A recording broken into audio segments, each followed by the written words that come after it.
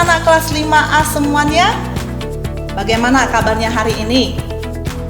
Baik? Sehat?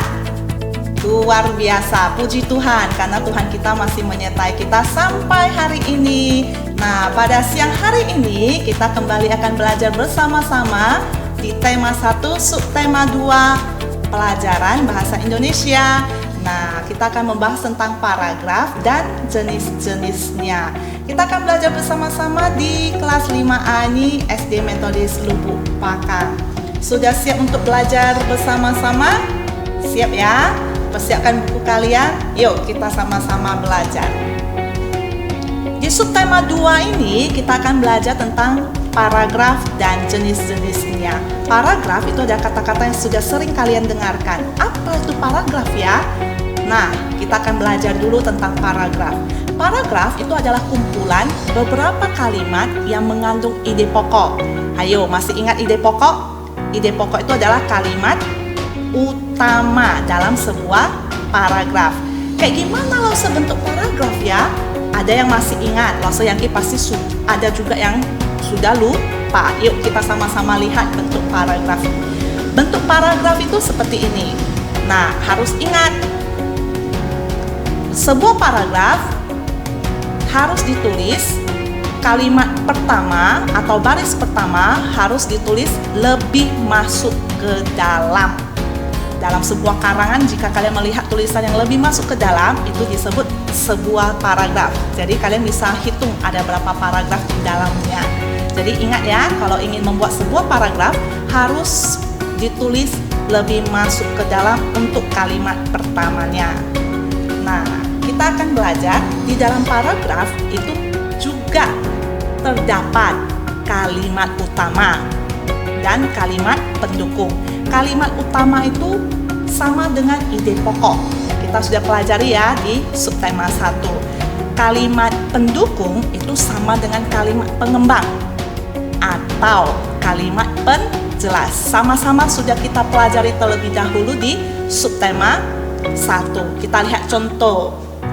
Ini adalah bacaan kita di buku paket Gerak Ikan Dalam Air. Kalian perhatikan, kalimat pertamanya itu ditulis lebih masuk ke dalam. Ikan itu ditulis lebih masuk ke dalam. Inilah yang disebut dengan satu paragraf. Nah, dalam satu paragraf tadi kita sudah tahu ada kalimat utama dan kalimat pendukung. Yuk kita cari mana yang kalimat utama, mana yang kalimat pendukung. Ikan memiliki sistem gerak yang unik. Kalimat pertama dalam sebuah paragraf itu umumnya ya, itu adalah kalimat utama.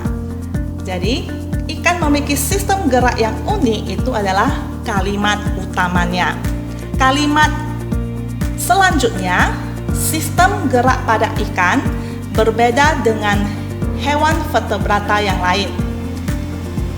Hal tersebut dikarenakan habitat ikan adalah di air. Kedua kalimat inilah yang termasuk ke dalam kalimat pendukung atau kita sebut kalimat pengembang, atau nama lainnya apa lagi? Satu lagi? Iya, kalimat penjelas. Sekarang saatnya kita mau pelajari jenis-jenis paragraf. Berdasarkan letak kalimatnya, kalimat utamanya, ada 4 jenis paragraf yang kita akan pelajari hari ini di kelas 5A. Yang pertama itu ada paragraf deduktif, yang kedua paragraf induktif, yang ketiga paragraf campuran, dan yang terakhir adalah paragraf ineratif. Aduh, lo sebanyak kali sampai 4. Apa itu artinya ya? Aduh, bingung. Nah, jangan bingung. Kita akan belajar bersama-sama. Yang pertama, kita akan belajar tentang paragraf deduktif. Apa itu paragraf deduktif ya? Paragraf deduktif itu adalah paragraf yang kalimat utamanya atau ide pokoknya terletak di awal paragraf. Contoh, lihat ya, ingat, sebuah paragraf harus ditulis lebih masuk ke dalam. Perhatikan kata balonnya itu ditulis lebih masuk ke dalam. Balon sebenarnya adalah pesawat terbang yang paling sederhana. Itulah kalimat utamanya atau ide pokoknya. Baru kalimat selanjutnya itu adalah penjelasan dari kalimat utama. Balon biasanya terdiri dari kantong bulat yang terbuat dari kertas, sutra atau kain yang dilapisi karet. Di kantong itu terdapat udara panas dan hidrogen atau helium. Kantong itu dapat diikatkan dengan tali atau jala ke sebuah keranjang untuk membawa penumpang atau barang. Jadi kalimat utamanya ada di atas, kalimat penjelasnya ada di bawah. Itulah paragraf deduktif. Ingat, deduktif itu terdapat di awal paragraf atau berada di kalimat pertama. Sekarang kita akan belajar paragraf selanjutnya, yaitu paragraf induktif. Paragraf induktif adalah paragraf yang kalimat utamanya terletak di akhir paragraf. Dia berada di belakang berarti. Kita lihat contohnya. Hari ini ulangan matematika dibagikan pada 35 siswa. 20 temanku mendapat nilai 100. 10 temanku mendapatkan nilai 90. Hanya Tony dan Susi yang mendapatkan nilai 75. Dan yang lainnya mendapatkan nilai di bawah SKM. Dapat disimpulkan bahwa siswa kelas 5A pandai dalam pelajaran matematika. Nah, kalimat utama dalam paragraf yang tadi kita baca itu berada di akhir, karena kesimpulannya dari yang sudah kita baca itu ada di belakang. Jadi ini termasuk paragraf induktif. Penjelasannya dulu, siapa-siapa yang dapat nilai berapa, baru disimpulkan bahwasannya kelas 5A itu pandai dalam pelajaran matematika. Jadi penjelasannya dulu, baru ada kalimat utama. Itu adalah contoh paragraf induktif. Sekarang yang ketiga, paragraf apa tadi? Masih ingat? Paragraf campuran. Wah, kalau ada kata campuran pasti ada sesuatu yang dicampur ini. Apa yang dicampur ya? Nah, paragraf campuran adalah paragraf yang kalimat utamanya terletak di awal dan di akhir paragraf. Oh, lupanya kalimat utamanya letaknya dicampur di awal dan di akhir. Contoh kita lihat. Dalam kehidupan sehari-hari, manusia tidak dapat dilepaskan dari komunikasi.